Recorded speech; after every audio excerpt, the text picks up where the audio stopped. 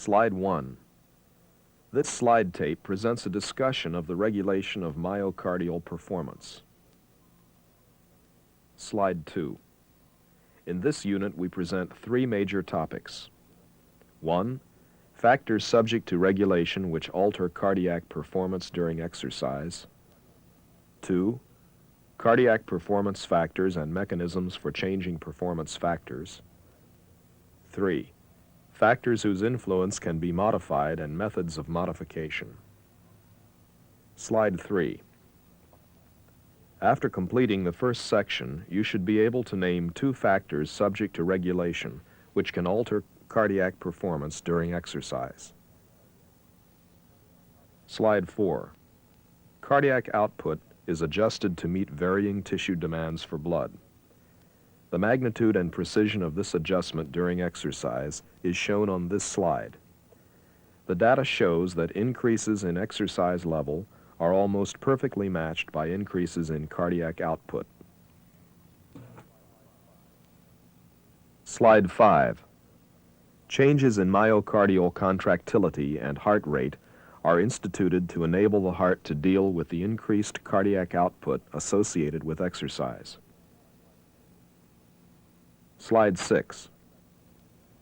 Although contractility and heart rate are two important factors modifying cardiac performance also depends upon two additional factors, sarcomere length and load. Of these four factors, two are subject to regulation by the nervous system or drugs. These are contractility and heart rate. Slide 7. To make sure you can distinguish between the regulated and non-regulated factors, complete this sentence.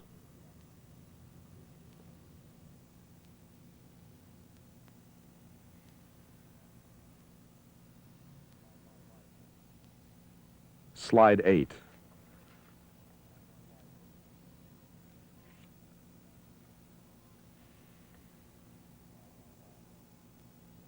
Slide 9. After completing this section, you should be able to list four factors which influence cardiac myofilament performance, and describe for each factor the mechanism by which the factor modifies myofilament performance. Slide 10. Muscle activity can be modified by changes in the following factors. 1. Frequency of activation. 2. Magnitude of activation. 3. Sarcomere length. 4. The load against which the muscle must work. Slide 11. The autonomic nervous system is of major importance in determining frequency of activation, that is, heart rate. This particular mechanism for modifying pump activity will be discussed later. Slide 12. The second mechanism for modifying pump activity involves changing the level of muscle activation, that is, cardiac contractility. This slide identifies the activation process and indicates how activation leads into the contraction cycle. Slide 13. In the contraction cycle, activated thin filament sites are needed for the attachment of the cross bridges which produce motion and force. Slide 14. In the activation process, activated thin filament sites are produced by the binding of calcium to troponin C molecules attached to the thin filament. Slide 15. The amount of calcium available for interaction with troponin C thus determines the amount of activated thin filament sites available for reaction with cross bridges. The magnitude of muscle activation is thus determined by the magnitude of calcium available for interaction with troponin C. Slide 16. The level of activation is proportional to the extent to which the troponin C calcium binding sites are occupied. When all of the troponin C calcium binding sites have been filled, the muscle is fully activated. Slide 17. The third determinant of muscle activity is sarcomere length. Slide 18. Although the binding of calcium to troponin will permit attachment of the thick filament cross bridge to the thin filament, this attachment cannot take place if the thin filament is separated from the thick filament by too large a distance. Cross-bridge attachment requires thin filament proximity. Slide 19. At optimal sarcomere lengths, each cross-bridge is in close proximity to a thin filament. Extension of sarcomere length by lengthening the muscle beyond optimal length removes portions of the thin filament from the cross bridges and hence decreases the number of thin filament sites available for cross-bridge attachment. Slide 20. The decrease in sites available for cross-bridge attachment decreases the ability of the sarcomere to develop force. Slide 21. It has been observed that sarcomere lengths less than optimal also lead to a decrease in the magnitude of force generation. One form of this observation is known as Starling's law. Why the ability to generate force decreases as sarcomere length decreases is not clear. Slide 22. It is possible that thin filaments are polarized and that at short filament lengths, some cross bridges interact with thin filaments of the wrong polarity. Hence, they produce force or motion which is directed away from the center of the sarcomere rather than towards the center of the sarcomere, the normal direction of sarcomere shortening. Slide 23. The fourth factor modifying muscle activity is the load on the muscle fiber. For cardiac muscle, the load is the arterial pressure, the pressure against which the muscle must contract. Slide 24. At low loads, the muscle fiber shortens rapidly, and the fraction of cross bridges attached is low. The reason for this is unclear. Huxley has hypothesized that this occurs because the probability of forming an attachment between a cross bridge and a thin filament decreases as translational velocity increases. Slide 25. At large loads, the velocity of shortening is low, and there appears to be maximal opportunity or probability for cross-bridge attachment. Slide 26. These relations between load, velocity of sarcomere shortening, and probability of cross-bridge attachment are shown in algebraic notation here. Px represents probability of cross-bridge attachment, Vs velocity of shortening, and L equals load. The relation between force generation and probability of cross-bridge attachment is also shown. Slide 27. At the outset, we pointed out that changes in muscle activity are required to change pump activity. Slide 28. And we have now established that muscle activity can be changed by changing frequency of activation, magnitude of activation, sarcomere length, and load. Slide 29. Now assess your understanding of this section by answering the following questions. Stop the tape when necessary.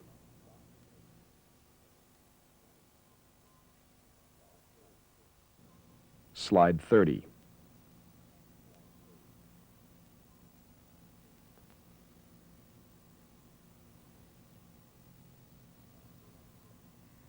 Slide 31.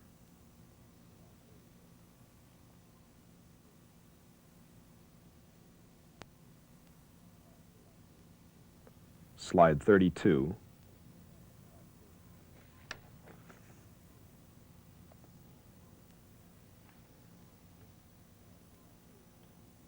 Slide 33.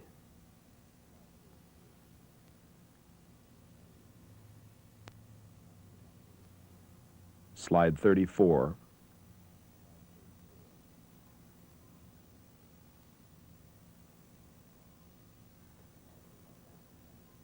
Slide 35. After completing this section, you should be able to name the factors whose influence is subject to modification and the method by which the influence is modified. Slide 36. We will now examine the mechanism used to produce changes in each factor. Frequency of activation is changed by changing the level of neural activity to the heart. Sarcomere length is dependent upon atrial pressure and load is determined by arterial pressures. Slide 37. Increases in sympathetic neural activity increase the activation frequency, the heart rate, and increases in parasympathetic neural activity decrease heart rate. Slide 38. Increases in sympathetic neural activity also increase the level of activation, that is, increase contractility. The cardiac glycoside drugs also increase cardiac contractility. Slide 39. Increases in activation level are achieved by increasing the amount of calcium released by the cardiac action potential. Slide 40. In order to understand how the amount of calcium released by the action potential can be changed, one must know from where the calcium is released and what determines the amount of calcium available for release from the release sites. Information on these 2 points is still being discovered and cannot, therefore, be provided with certainty. Slide 41. The sites from which calcium is released are the sarcolemma, the T system, and the sarcoplasmic reticulum. Slide 42. The relation of these components to the contractile mechanism, the myofibril, is shown diagrammatically in this slide. A portion of the sarcolemma is cut away. Slide 43. When cardiac muscle is at rest, the calcium is in the sarcoplasmic reticulum, the extracellular space, and attached to or in the sarcolemma. The calcium ions are shown as black dots. Slide 44. The cardiac action potential causes calcium to flow from the extracellular space, sarcolemma, and sarcoplasmic reticulum into the sarcoplasm and thence to bind to troponin C. This activates the contraction mechanism. Slide 45. As the action potential decreases in magnitude, calcium is reaccumulated into the sarcoplasmic reticulum, the sarcolemma, and returned to the extracellular space. Slide 46. Increases in the activity of the sympathetic nervous system or administration of cardiac glycosides increase the amount of calcium entering the cardiac muscle cell from the extracellular space. Slide 47. The increased intracellular calcium is distributed to the release sites, the sarcolemma and the sarcoplasmic reticulum. Slide 48.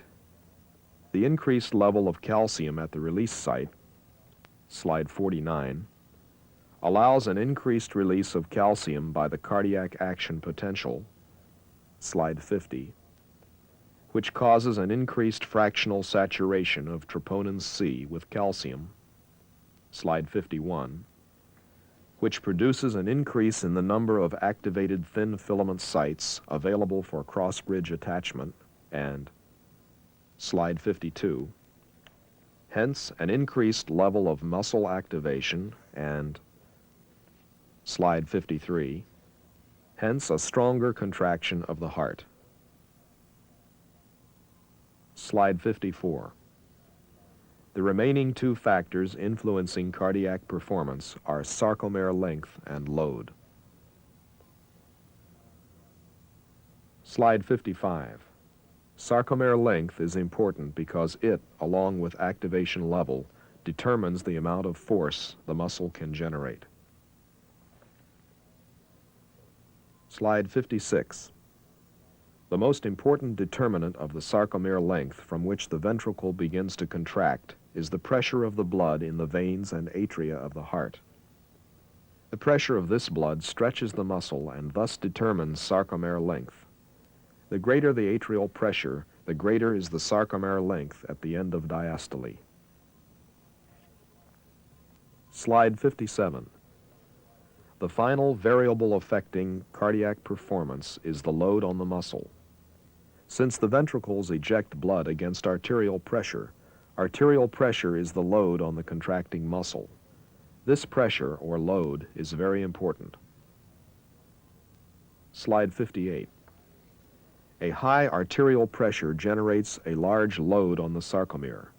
You will recall from the presentation entitled The Cardiac Pump that, slide 59, a large load on the sarcomere produces a low velocity of sarcomere shortening and, slide 60, a low velocity of sarcomere shortening produces a high probability for cross-bridge attachment. Slide 61.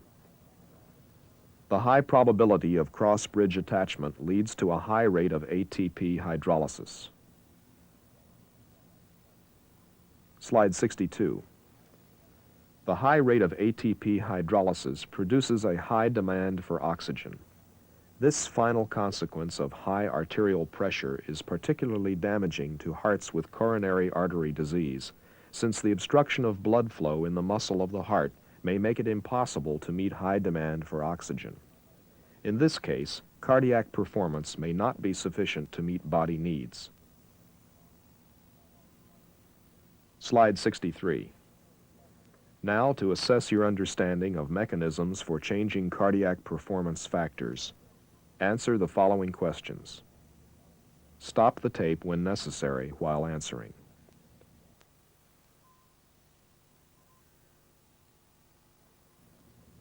Slide 64.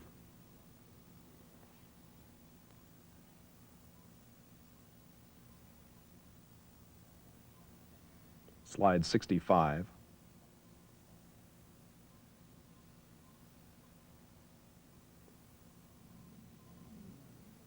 Slide 66.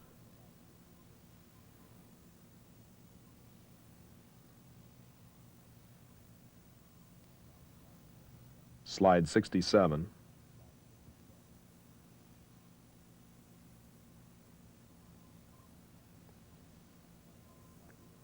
Slide 68.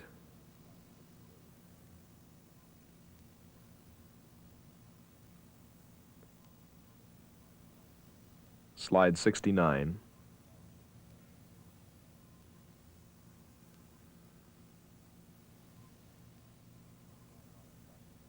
Slide 70.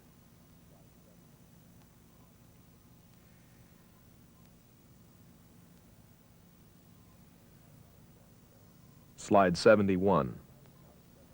Now that you have completed this slide tape, satisfy yourself that you understand the topics that have been presented and take the post-test provided in the study guide.